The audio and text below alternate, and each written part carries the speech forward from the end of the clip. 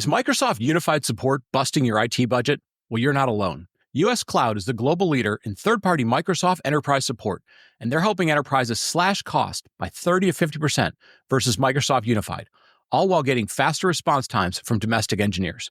No offshoring, no long waits, just expert support you can count on 24/7, 365.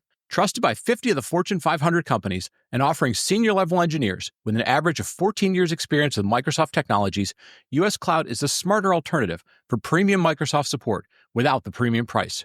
Ready to make the switch? Book a call at uscloud.com to get started today.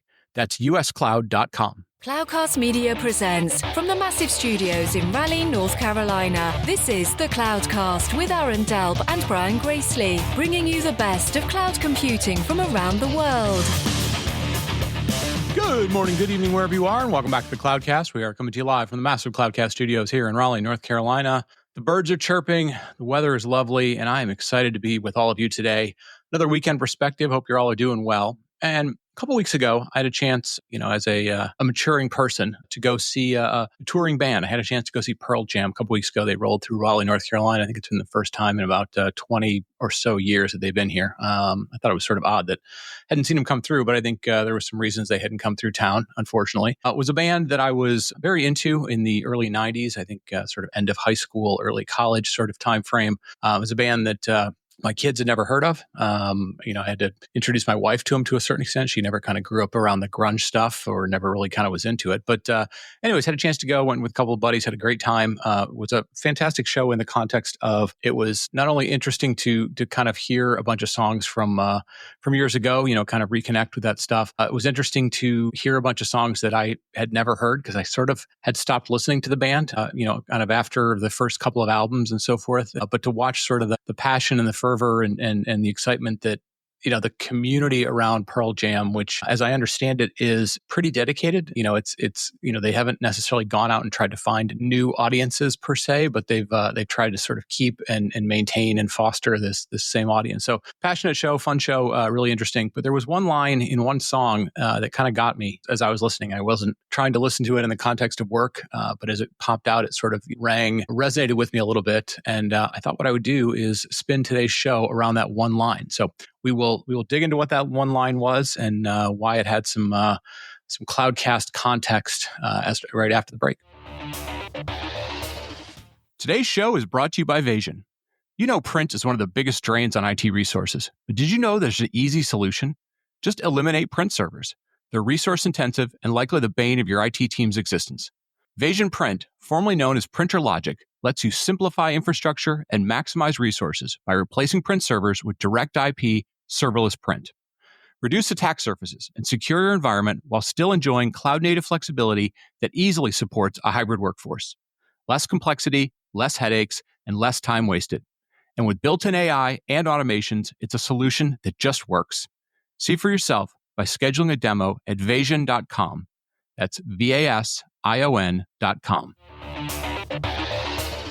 And we're back. And as I mentioned at the top of the show, I had a chance to go out and see Eddie Vedder and the boys from Pearl Jam a couple of weeks ago here in Raleigh, North Carolina. Fun show, sold out show. It was a little bit interesting. Apparently the night before, I guess they had played 2 nights. They played 2 days earlier and apparently went for something like 3 hours. And then they turned the lights on because they had to change the arena from a concert venue to a hockey arena. And they continued to play apparently for another 30 minutes. So we had this context that we thought they were going to play for about 3.5, 4 hours. We had to sort of caffeine up and be ready to go for that. But anyways, really only played for about 2 hours.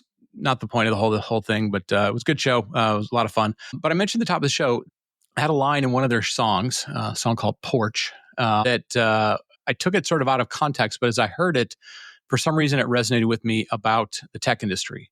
So the song's called Porch. I'll put a link to it in the show notes if you've never heard it, from the original album, the first album 10. But the line was, there ain't going to be any middle anymore. And again, the context has nothing to do with technology, but the words, the first sort of phrasing of it, resonated with me because for anybody who's been around for a while, the concept of the middle and the hollowing out of the middle, is something that we've heard for a long time. It's something that, for me personally, having grown up in Detroit, Michigan, sort of what at least for a long time was the auto capital of the world, the place where cars were sort of invented and mass production and all that sort of stuff originated. the concept of hollowing out the middle, which the middle in this context was sort of the middle class, the middle of the country where a lot of manufacturing happened, happened over time because technology came along. Better cars were built, better manufacturing processes were built, better processes to automate things went on. And so this is a concept that's been a part of my life for a long time. It's something that, I saw impact families around me. I saw cities impacted around me and so forth. And, we've seen this kind of over and over with technology as it evolves in all sorts of industries, whether it's with farming, as we have far fewer small independent farmers, whether it's grocery stores or whether it's banks or whatever, we've sort of seen over time as technology evolves, as certain things consolidate, the sort of middle-sized things, entities, kind of go away. And things like the concept of sort of middle class has eroded over time. And so as I heard that phrase, there ain't going to be any middle anymore, which again is a 30-plus-year-old lyric from a song. So it wasn't in this sort of context. But it sort of dawned on me in the context of AI, what we're dealing with right now. And I don't say that in the framing of, hey, here's a new technology. It's going to sort of wipe out the middle of, sort of the workforce, which again is something that's been, talked about. We've talked about it a million times in the show. Will AI sort of augment what you do, or will it replace what you do?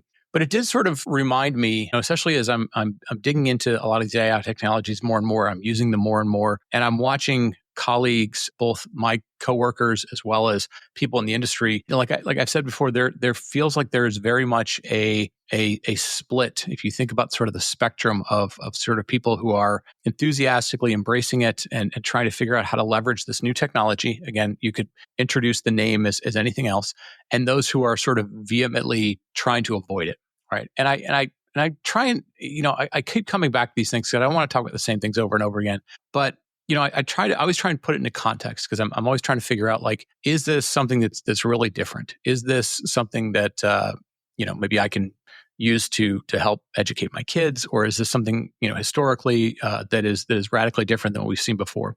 And I was thinking about it this morning. If I had come to people, if I'd come to the audience, let's say I was giving a talk and I said, hey, I'd like to talk about the next 20 years of your life. And I want to start with a couple of basic concepts, a couple of basic statements. Number one, I'd like to give you free intelligence. And right now, it is absolutely free. And actually, for the next 12 to 18 years, it's going to be free. Now, it might cost something later, but it'll still absolutely be available. It'll be available to all of you. You will all have the opportunity to take advantage of this free intelligence. Right? That's statement number one. And number two is, if you choose not to engage with it, if you say, hey, that's not for me, that's not something I want, that's fine. But the flip side of that is your job prospects might be limited in the future, right? It doesn't mean that you can't be vastly successful. It doesn't mean that you can't be, happy in your life. It can't mean that you are not somebody who, contributes to building an interesting world around you, or, becomes a useful member of society, however we classify people, right? And if I sort of threw those two statements out at you, number one, I'd like to give you free intelligence, and later, but it might cost something a little bit later, but it's always going to be available to you. And number two, if you choose not to engage with it, your job prospects might be limited in the future. I would argue that, I could make that statement about, hey, here's some AI tools. They're free right now, but you can use them, and later on, you might have to pay for them. But I also could use those two statements absolutely without changing anything and simply say, that's the argument that we make, or the prospect that we put in front of people for just basic education, for going to school. Again, I'd like to give you free intelligence. Again, you can go to free school. Well, I shouldn't assume it's everywhere in the world, but let's just sort of talk about sort of public school, which is often available in a lot of places. They're essentially giving you free intelligence. They're teaching you things. They're teaching you basic skills, basic information. And it's, for the most part, freely available. Yes, you can argue, how your taxes pay for it or how it actually gets paid for. But, somebody else essentially is paying for it. You're not necessarily, as a child, coming out of your pocket. And number two, if you choose not to engage with it, your job prospects might be limited in the future. Now, again, that doesn't mean that your job prospects, you could completely skip school. You could have a relative who teaches you how to be a carpenter, or teaches you how to make bread, or how to do anything, whatever the skill might be. Right? They might teach you how to trade stocks, whatever. But if you choose not to do it, it then becomes very much on yourself, without that free knowledge, that free intelligence, to go figure out what you want to be. And when I put it that way, And I thought about it. I feel like the people that I'm running into that I see, and I put a few links in the show notes from a couple of interesting blog posts that I saw recently and listened to recently on some podcasts. The folks from Oxide had a very long conversation about this, which I thought was very good. In essence, it's kind of framing the discussion of, people somewhat in the tech industry, but, again, this could be in any industry, who are very adamant that they are not going to get engaged around this AI evolution, revolution, set of tools, thing that's going on. And when I thought about that, and I've seen it again, with colleagues at my own job, and I've heard about it from friends at other jobs and so forth, it very much resonated with me coming back to that framing of there ain't going to be any middle anymore. Because what we see happen with these new technologies, and again, you could introduce some other technology from before. For example, if you said, hey,